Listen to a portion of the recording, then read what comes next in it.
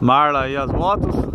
E aqui o Mole da Barra, em Rio Grande, na Praia do Cassino, uma das maiores obras marítimas do mundo. E aqui a grande, gigantesca Praia do Cassino, que a gente vai percorrer, sabe-se até onde. Nós já fomos até o navio naufragado Altair a 25 km, mas hoje nós veremos se passamos lá e até onde chegamos. Vem com a gente, acompanhe a aventura completa lá no nosso canal. Grande abraço!